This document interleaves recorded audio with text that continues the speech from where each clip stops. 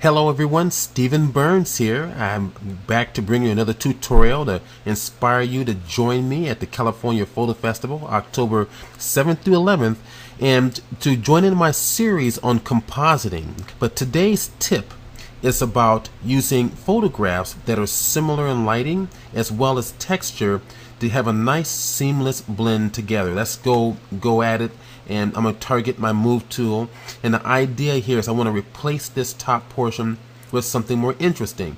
Now, being that the California Photo Festival is in Los Osos, I decided to pick photographs that's from a similar region. This is from Carmel, California, or close to Carmel, California. This is Pfeiffer Beach, and this right over here is the Bixby Bridge. Now, since this top area, in my opinion, is fairly dull, let's go ahead and replace it with the Bixby Bridge. So I'm going to target the Bixby Bridge using my move tool. Let's drag it on over and release. Now I'm going to clear this layer out to conserve on memory. Now let's go ahead and inspect our layers. As a great workflow, let's go ahead and duplicate the background, and let's target the bridge. Now the goal here is to replace this top portion with the bridge. So let's go ahead. I'm just going to guess here. I'm going to use my free transform command, or Command or Control T, and I'm going to utilize my Option or Alt Shift held together to kind of resize it, place it right about there, and I might like to just go to my Distort command as well. And what that does is, if I hold down the Control or Command key while I'm in free transform, I can transform it so that the sides of the bridge are a little bit more parallel to the sides of my photograph or my composition. Alright, let's go ahead and hit enter. That commits changes. Bring it up a little bit more. I think that's going to work. I might decide just to reduce it down just a little bit. There we are. So it appears as if it's a little bit further in the background than what it looks right now. Okay, that works. Let's go ahead and hit enter. Now, let's go have some fun. If we have photographs that have similar luminances, in similar lighting situations as well as texture, both are in diffuse sky area, I can be fairly loose with the type of brush that I use. Okay, so I'm going to use just a very soft edge brush, but first I'm going to apply a layer mask to this top layer.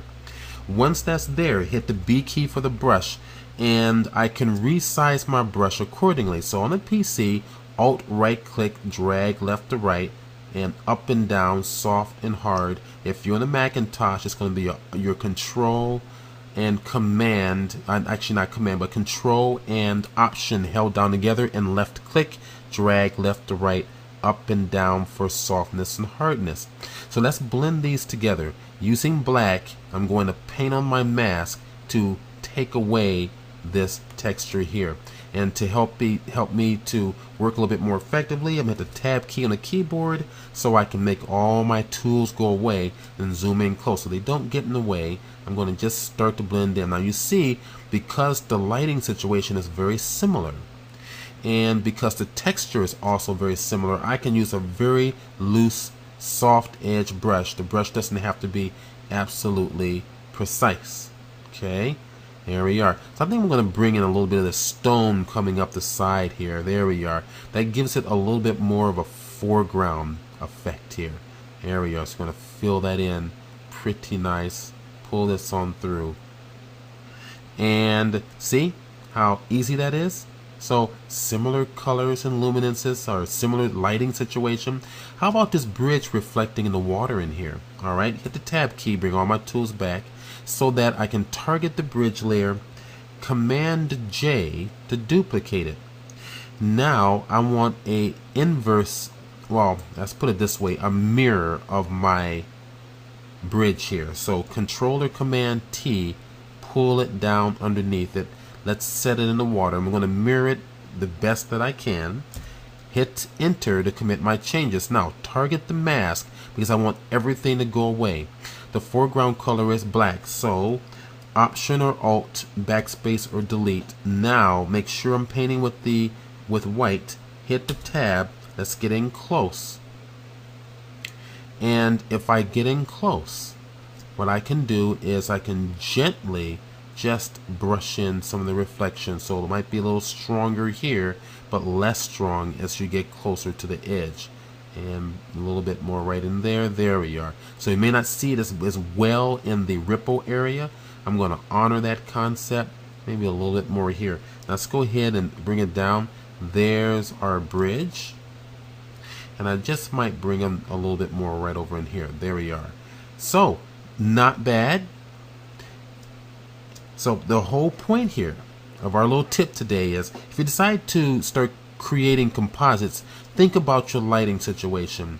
Try to shoot it within an environment where you're going to work with a series of composited images that has similar colors, luminances, and in lighting situation.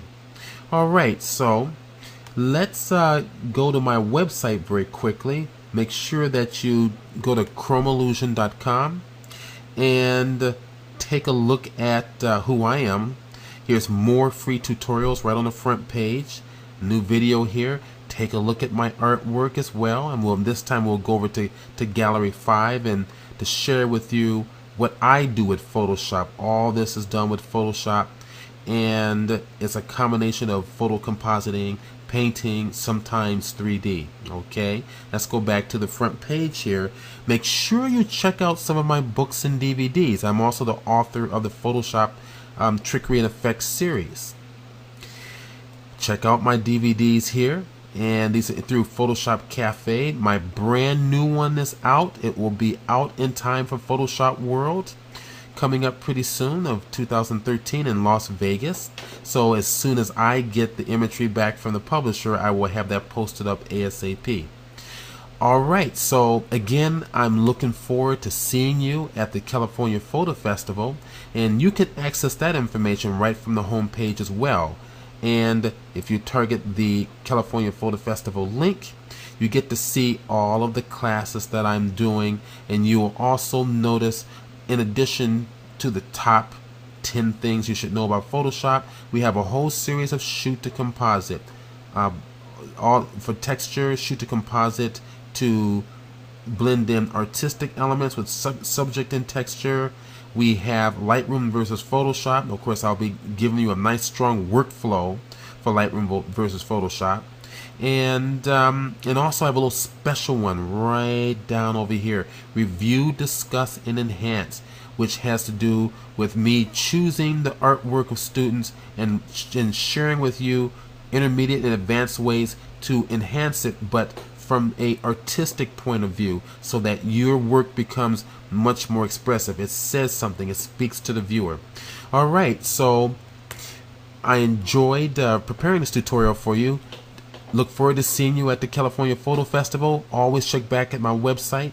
Also take a look at the tutorials, including the workshops that I teach, okay? Alright, I'm Stephen Burns. Enjoy.